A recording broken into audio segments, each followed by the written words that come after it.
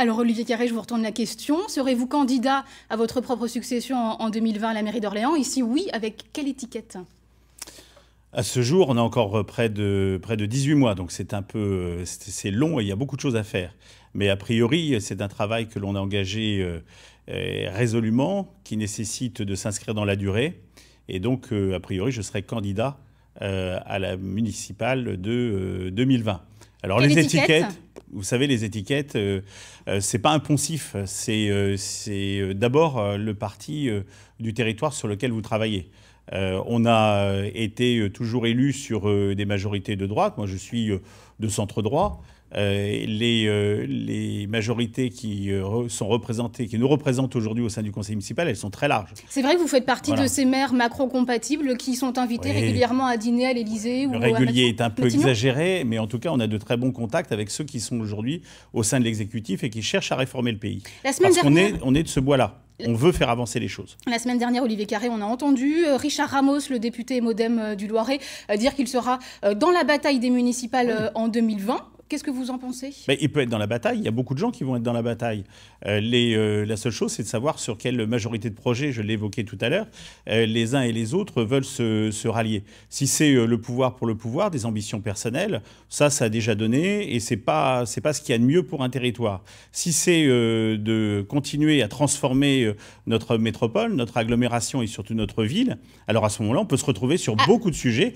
Et par contre, il n'y a pas de mauvaises questions et tous les débats doivent être ouverts. Alors justement, on l'a dit, Olivier Carré, dans votre portrait, vous êtes un homme de chantier. Cet été, on a connu beaucoup de travaux à Orléans, les 2 passerelles, le réaménagement de la RD 2020. À quoi ça sert tous ces travaux un peu contraignants pour les Orléanais, il faut le dire? Alors, ils sont contraignants pour les Orléanais et puis pour les autres parce que c'est sur des grands axes, mais ils vont changer la vie de beaucoup d'Orléanais justement dans un futur proche.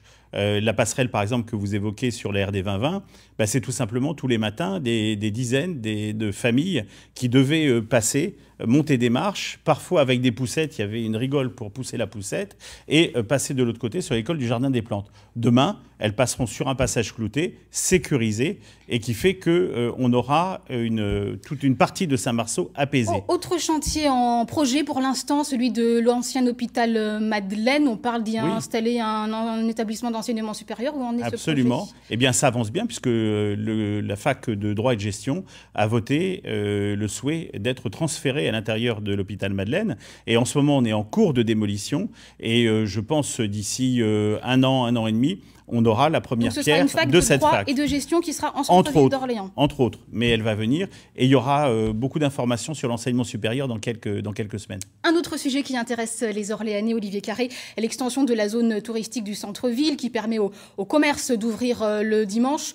Pour ceux qui le veulent. Pour ceux qui le veulent, justement. Une manière peut-être de rivaliser avec Cap-Saran qui fait le plein de clients. Pourtant, il y a beaucoup de commerçants qui ne veulent pas ouvrir le dimanche à Orléans. Mais bien sûr, chacun a le choix. Alors, entre parenthèses, Cap-Saran, le plein de clients, c'est pas tout à fait ça, mais bon. Et c'est tant mieux, parce qu'on voit que l'évolution aujourd'hui des commerces de périphérie, elle est plutôt très difficile. C'est pas simple en centre-ville, mais à l'extérieur, c'est encore plus dur. Maintenant, il faut avoir donné des cartes aux commerçants pour pouvoir se battre. Orléans a une vocation touristique qu'elle est en train d'affirmer.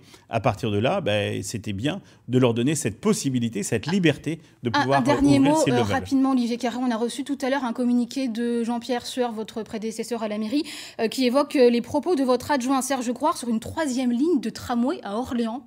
Qu'en est-il? Je n'ai pas lu ces propos et je ne suis pas certain qu'ils aient été émis. Merci beaucoup d'avoir été l'invité politique du 19-20 ce soir. Merci à vous. Sachez que la semaine prochaine, je recevrai Sophie Oconi, députée UDI d'Indre-et-Loire. Merci. Merci.